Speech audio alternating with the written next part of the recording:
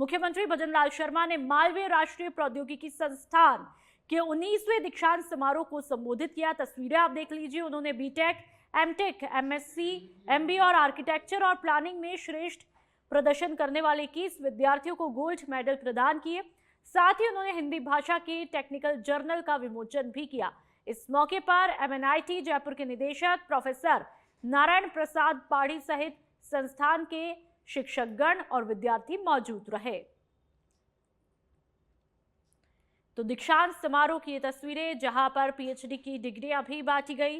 सभी विद्यार्थियों के लिए बड़ा गौरवान्वित कर देने वाला ये लम्हा, जिसका हर विद्यार्थी एक मेहनत और संघर्ष के बाद में इंतजार करता है उस सपने के हकीकत में बदलने का। और आखिरकार वो लम्हा उन विद्यार्थियों के लिए आ ही गया जब उन्हें इस दीक्षांत समारोह में डिग्रियां बांटी गई। और देख लीजिए कि स्टूडेंट्स के कितने चेहरे खिले हुए हैं खुशी से।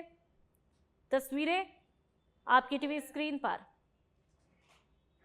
आप देश की सबसे उज्जवल प्रतिभाओं में से हैं और भाग्यशाली भी। भाग्यशाली क्यों हैं?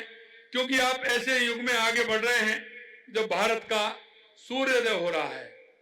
यशस्वी प्रधानमंत्री नरेंद्र मोदी जी के नेतृत्व में हमारा देश आज विश्व की चौथी सबसे बड़ी अर्थव्यवस्था बन चुका है और अब तीसरी सबसे बड़ी अर्थव्यवस्था बनने की तरफ अग्रसर हो रहा है।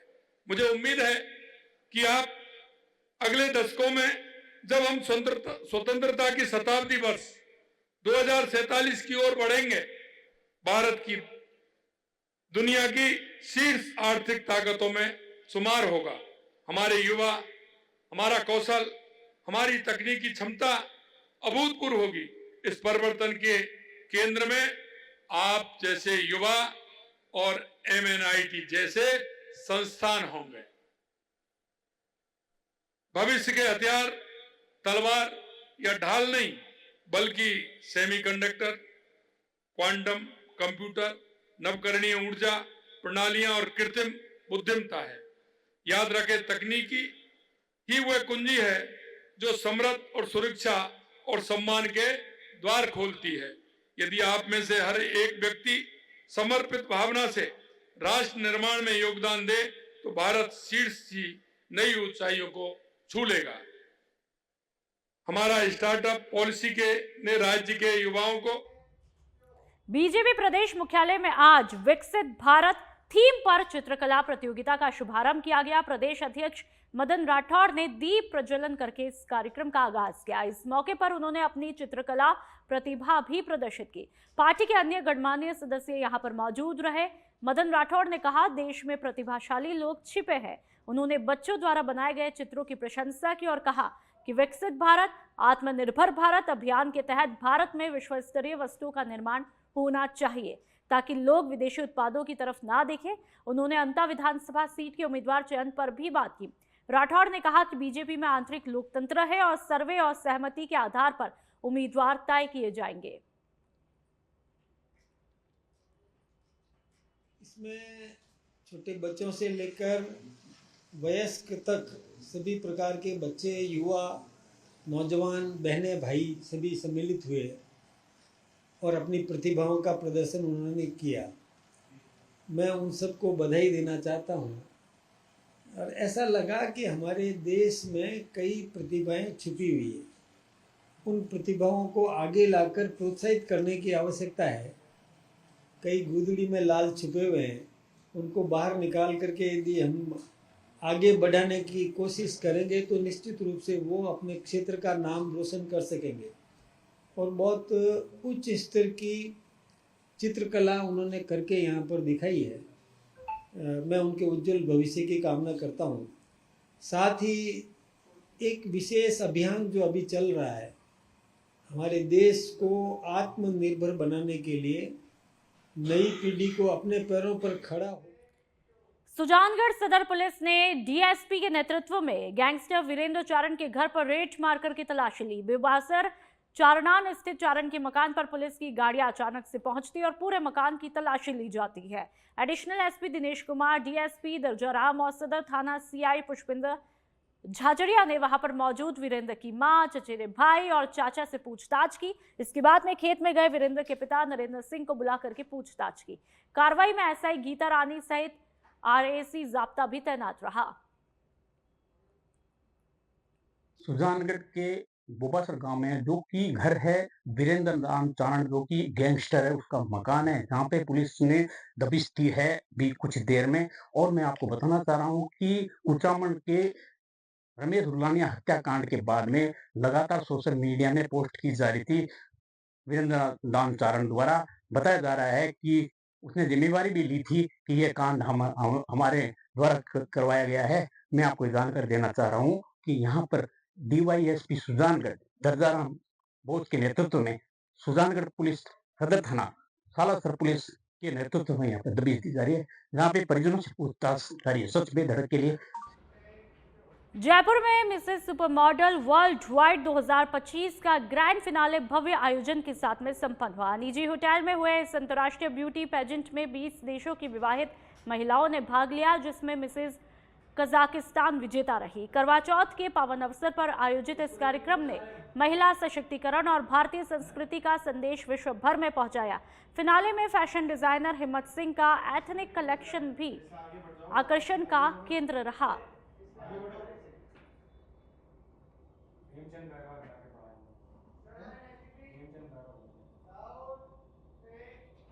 और अब अजमेर की बात करेंगे। उप मुख्यमंत्री डॉक्टर प्रेमचंद बैरवा एक दिवसीय दौरे पर अजमेर पहुंचे। यहां पर उनका स्थानीय बीजेपी पदाधिकारियों सहित प्रशासन के अधिकारियों ने जम करके स्वागत किया। तस्वीरें आप देख लीजिए। सेवा पखवाड़े के तहत उन्होंने अजमेर के गुजराती उच्च माध्यमिक विद्यालय में विकसित भारत और आत्मनिर्भर भारत के संबंध में आयोजित चित्रकला प्रतियोगिता का अवलोकन किया। इस मौके पर उन्होंने उपस्थित छात्र समुदाय को संबोधित करते हुए प्रतियोगिता में विजय रहने वाले विद्यार्थियों का उत्साहवर्धन किया।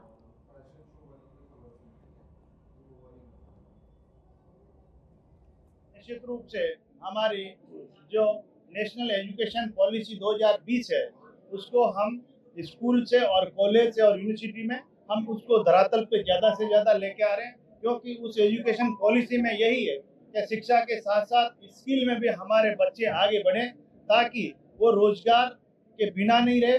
जो भी उनमें प्रतिभा है वो सब्जेक्ट लेकर आगे बढ़ेंगे तो निश्चित रूप से बेरोजगारी भी दूर होगी और उस स्किल के माध्यम से रोजगार लेने वाले नहीं, रोजगार देने वाले हमारे विद्यार्थी। फैकल्टी की भारी कमी है सर। 28 यूनिवर्सिटी है प्रदेश में, 28 यूनिवर्सिटी में टीचर्स नहीं है पढ़ाने वाले। देखिए, अभी जब ये पिछले सरकार थी उस समय की जो व्यवस्थाएं थी, उस व्यवस्थाओं में और आज इन 1.25 साल की व्यवस्थाओं में अगर आज देखोगे तो हमने यूनिवर्सिटियों में भी बहुत अच्छा अचीवमेंट किया है और हमारी कॉलेजें हैं उनमें भी हमने बहुत सारी व्यवस्थाएं करी है। समय पे उनकी एग्जाम लेना और समय पे प्रवेश प्रक्रिया, इसके तहत हम काम कर रहे हैं। और जितने जो टेक्नोलॉजी जो आ रही है उस टेक्नोलॉजी के माध्यम से भी हम उन कॉलेज और उन यूनिवर्सिटियों में देने का काम कर रहे हैं, जिससे आज के इस आधुनिक।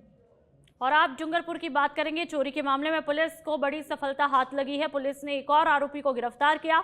गुजरात के बनासकांठा से आरोपी को गिरफ्तार किया है। 3 आरोपियों को पुलिस पूर्व में ही गिरफ्तार कर चुकी है। जुलाई माह में पातेला स्थित मकान में ही वारदात को अंजाम दिया था। फिलहाल पुलिस आरोपी से पूछताछ में जुटी हुई है।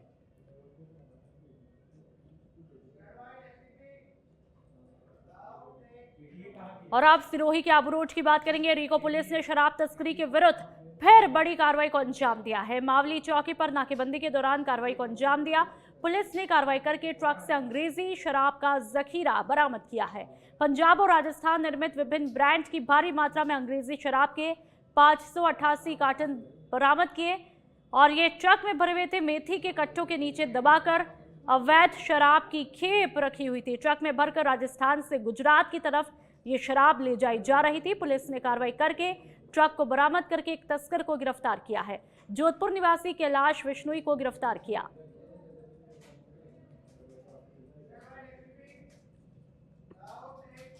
और अब राजधानी यानी कि जयपुर की बात करेंगे। मालपुरा गेट थानाधिकारी उदयभान यादव को मिली है बड़ी सफलता। त्रिमूर्ति फ्लैट वाली गली में आदिनाथ रेजिडेंसी के तिराहे के पास हुई वारदात का खुलासा किया। परिवादिया सरोज जैन का बैग छीनकर बाइक सवार फरार हुए थे। पुलिस ने 2 शातिर बदमाश बालकिशन और लक्ष्मण को गिरफ्तार किया। कब्जे से लूटे गए चांदी के बर्तन बरामद कर लिए।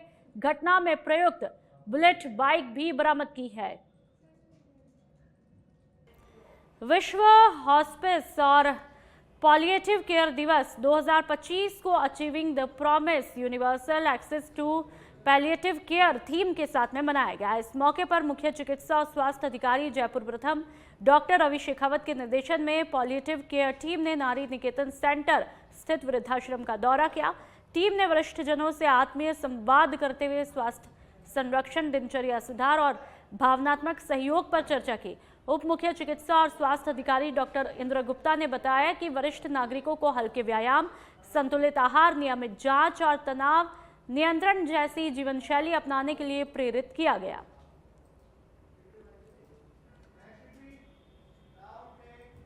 अजमेर के फायसागर रोड स्थित अत्री ई मित्र पर साइबर ठगी करने वाला एक ठग पकड़ा गया। ठग सामान्य तरीके से रकम निकालने पहुंचा था, लेकिन ई मित्र संचालक को शक होने पर उसने हंगामा किया। एक ठग मोटरसाइकिल से फरार हुआ, जबकि दूसरे को स्थानीय लोगों ने पकड़ करके जमकर पिटाई की और गंज थाना पुलिस के हवाले किया। पुलिस पूछताछ में जुटी है। चर्चा है कि ठग सीसीटीवी से बचने के लिए ई मित्र के जरिए ठगी कर रहे थे। मतलब ई मित्र से कैश निकलवाते थे और दूसरे अकाउंटों में पैसे डाल करके और कैश लेके जाते थे हमारे से। लेकिन ये अकाउंट, ये इनके पास जो पेमेंट आता था, ये हमारे को पता नहीं कहां से आता था। जब हमारे अकाउंट फ्रीज होने लगे, जब हमको पता चला कि इनके ये धोखाधड़ी का काम है, साइबर क्राइम के थ्रू इनकी रिपोर्ट हुई है। कितना पैसा निकाल के ले गए आपके? ये कभी 50,000 रुपए लिए, कभी 20,000 रुपए लिए, कभी 70,000 रुपए लिए, कभी 99,000 रुपए लिए, कभी इन्होंने 2 लाख रुपए भी लिए। लगभग अभी तक कितनी राशि आपके यहाँ से लेगी? रायसिंह नगर में हमारी लाडू फाउंडेशन के तत्वाधान में अंतर्राष्ट्रीय बालिका दिवस के मौके पर जिला स्तरीय कार्यक्रम में रायसिंह नगर में 5 किलोमीटर दौड़ का आयोजन किया गया। बालिकाओं ने पूरे उत्साह और आत्मविश्वास के साथ में बढ़ चढ़कर भाग लिया। इस कार्यक्रम की शुरुआत उपखंड अधिकारी ने की। जिला विशेष टीम की सूचना पर हनुमानगढ़ टाउन पुलिस ने नशा तस्करी पर बड़ी कार्रवाई को अंजाम दिया है। इस संबंध में हनुमानगढ़ टाउन थाना में प्रेस वार्ता में जानकारी देते हुए पुलिस अधीक्षक ने बताया कि पुलिस ने अमृतसर जामनगर भारतमाला रोड पर कार्रवाई करते हुए एक ट्रक से 31 क्विंटल 60 किलो डोडा पोस्ट बरामद किया है। ट्रक को एस्कॉर्ट कर रही कार को भी जब्त किया गया। बरामद डोडा पोस्ट और दोनों वाहनों की कीमत करीब 6.50 करोड़ रुपए बताई गई है। और टाउन थाने की जो टीम है, उनके द्वारा एक ज्वाइंट कार्रवाई की गई, जिसमें एक ट्रक और एक स्विफ्ट कार जो एस्कॉर्ट कर रही थी, उनको पकड़ा है। उस ट्रक में 31 कुंटल 60 किलो अवैध डोडा पोस्ट को बरामद किया और उसमें मुकदमा दर्ज कर अग्रिम कार्रवाई की जा रही है।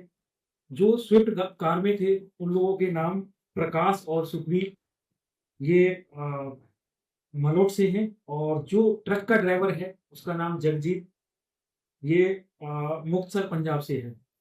तो हमारी जी टीम के द्वारा लगातार पिछले समय भारतमाला रोड पर अवैध शराब जो पंजाब हरियाणा से होते हुए राजस्थान होते हुए गुजरात जाती है, उसके खिलाफ लगातार कार्रवाई की, बड़ी कार्रवाई।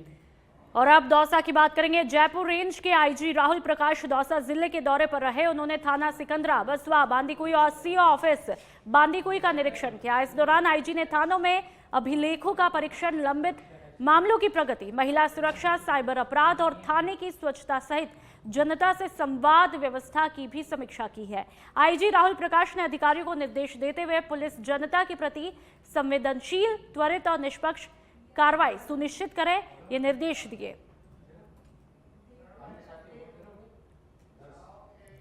और अब कोटा की बात करेंगे, जहां पर कनवास थाना इलाके के आवा कस्बे में एक दुकानदार को दुकान पर शराब पी रहे युवकों को टोकना भारी पड़ा। जानकारी के मुताबिक चौराहे के पास में स्थित बेकरी की दुकान के मालिक ने जब दुकान पर बैठकर शराब पी रहे 2 युवकों को ऐसा करने से रोका तो वो दोनों से ही गुस्सा हुए। गुस्से में आकर के दोनों आरोपियों ने दुकानदार के साथ में जमकर के मारपीट की और गाली गलौज भी की है। ये पूरी घटना दुकान में लगे सीसीटीवी कैमरे में कैद हो जाती है।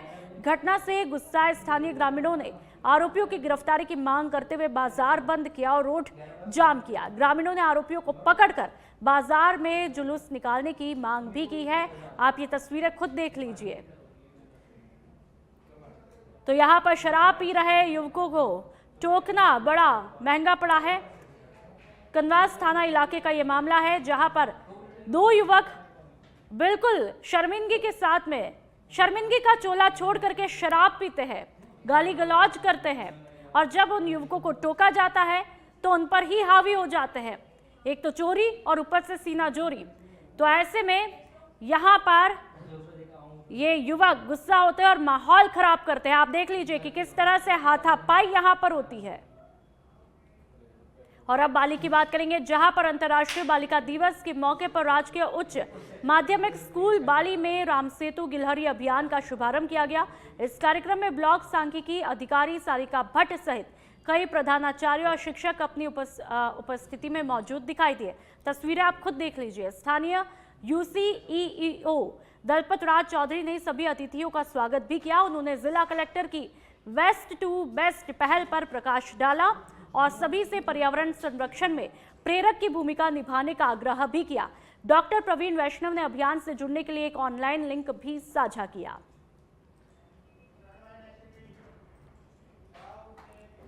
दीपावली पर्व से पहले मिलावटखोरों पर नकेल कसते हुए जिला खाद्य सुरक्षा विभाग ने शनिवार को खैरथल कस्बे में कार्रवाई को अंजाम दिया। आयुक्त खाद्य सुरक्षा राजस्थान डॉक्टर T शुभ मंगला और जिला कलेक्टर किशोर कुमार के दिशा निर्देश में मुख्य चिकित्सा और स्वास्थ्य अधिकारी डॉक्टर अरविंद गेट के नेतृत्व में ये कार्रवाई की जाती है। खाद्य सुरक्षा अधिकारी हेमंत कुमार ने बताया कि पिछले कुछ दिनों से बाजार में मिलावट और घटिया गुणवत्ता वाले खाद्य पदार्थों की शिकायतें मिल रही थी।